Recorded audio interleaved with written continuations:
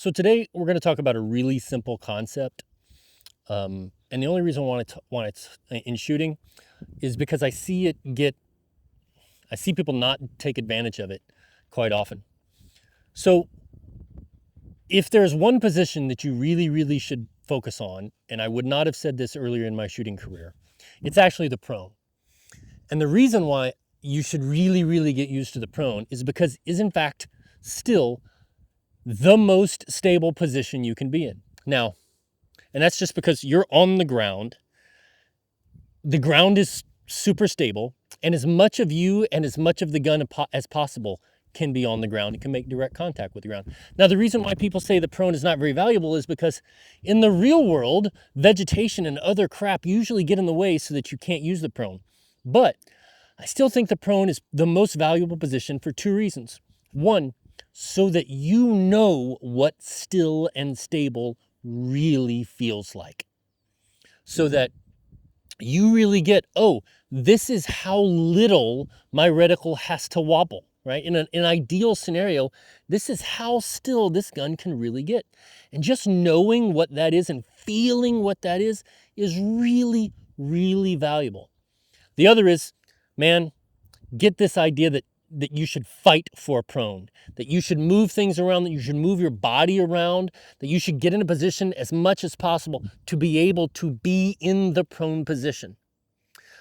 But there's a big difference between prone without rear bag support and prone with rear bag support. Now, this bag is really big and I can't even get my hand around it, but if I was to move here and lean forward and get something under the bag, man,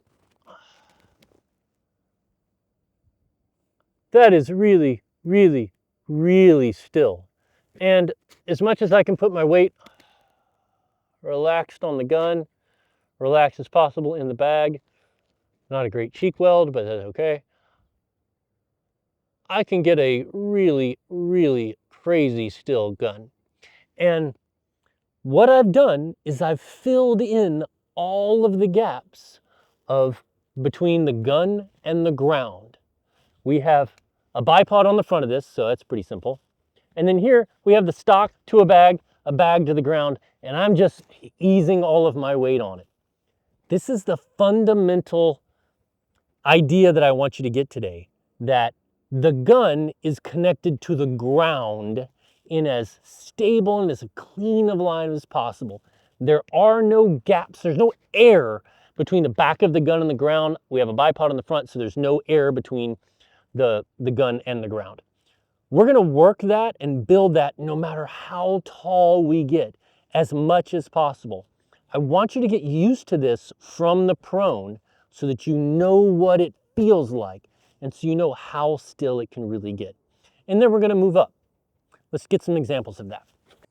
Hey folks, so we talked about filling in all those gaps in the prone and how important I really believe it is to get great at the prone and to understand how still that gun can be. And the reason why the prone is great is because a lot of your body is on the ground, not able to move. And if you have a bipod or a front bag and you have some other kind of rear bag, you can get it so that the front of the gun has a straight line into the ground, the back of the gun has a straight line into the ground, and all of you is laying down and hopefully pressed nice and low so that you have a good cheek stock weld on the gun, and you can get crazy stable. This is ideal. But like we said, the prone, a shot is just, it's really unlikely that you're going to take a shot in the real world, whether it's hunting or any kind of duty situation, that you're going to take those shots from the prone. I spent a lot of time in combat. I don't think I ever took a shot from the prone. I don't know that any of my team members ever took a shot from the prone. Shots like this, where you're shooting off a barrier that's a little bit higher, these are far more common. And frankly, this is a height of things that are really common, things that are kind of right at shoulder height when you're sitting up, but it's also a particularly hard, challenging area, elevation, because when I bring my gun up, sure, I can get my gun, and if I wanted to shoot in the sky, that's super popular, that's super easy. But I need to get the gun down, so I need to increase my elevation even more. So I'm really talking about shooting something like this from a kneel, right? This is the position I'm really going to be shooting in, which the front of my gun, it has a line straight from the gun to the bipod to this big rock all the way to the ground. The front of my gun is fairly stable. But remember, we talked about removing any air between the rifle and the ground. Not you and the ground, the rifle and the ground. Well, there's a lot of air between the rifle and the ground.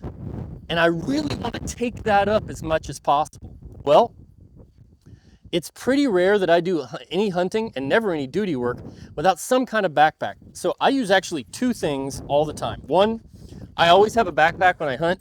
Sometimes all it has is literally like a pillow in it, or if it has a frame, then I really don't need to fill it. And then I have a beanbag. I carry beanbags pretty much everywhere. This is literally an old pant leg that's filled up with buckwheat holes. So these are two things I have with me all the time. What I want is to use whatever I've got to fill in this gap. So one of the ways I can do that is literally just put my hand under here and put this here. You know what I'm also going to do? I'm going to put this under my arm so that I can squeeze it nice and low. I'm going to hook my hand into the elbow. And you know what? If I'm sitting on my butt and I'm squeezing this hand to get the gun higher or lower, you know what? I can get that back wall's about 500 yards. I am extremely confident that I can get a shot in from there because this is really stable. But we've increased the contact from the gun to the ground, but it's still not great. So maybe we could do something else, right? Maybe we can. Let's see. Let's bring the gun down a bit. What if I got off my butt, but now I have this crease here to bring my leg up a little bit more. And now I brought this up high. I'm almost there. Wait a minute. Now we get our little friend here. Oh.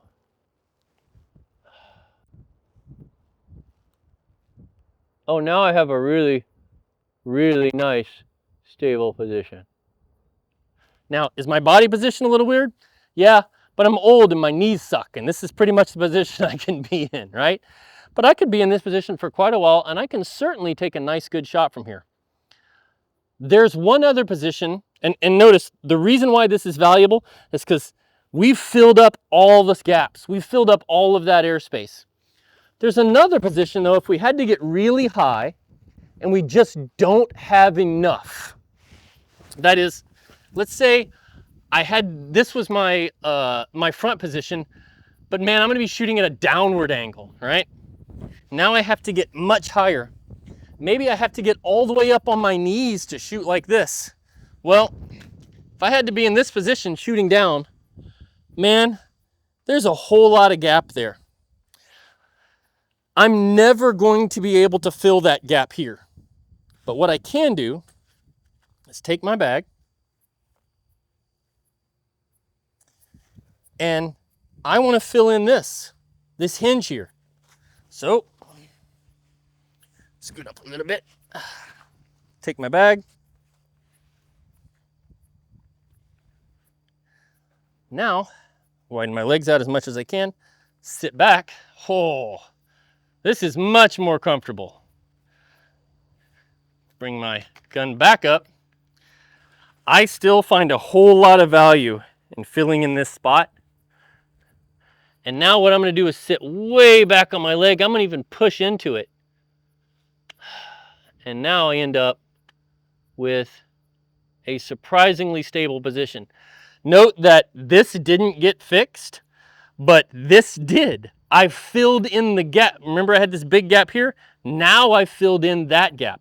If I could do this and then I had another bag or a tripod to sit back here, I would get a crazy stable position. So at all times, I want you to think about this concept of filling in all the air gaps. Anywhere between the gun and the ground we want to fill up, any place where our body is not connected to itself or to the ground, I'd like to fill up. This is why this makes a surprising difference between hanging your hand here and putting something and squeezing it here. These are the fundamentals. Just fill in all the space anywhere you can. Play with this. You can have this is one of the great things, the great drills that creativity drills that you can do for yourself completely with an empty gun. This is something you can do at home or anywhere else. And what we ought to do is just go home and practice from our prone position all the way to standing and figure out every way that we can with what we're likely to have with us to create a stable position by filling in all of the gaps between the gun and our body and the ground. That's it.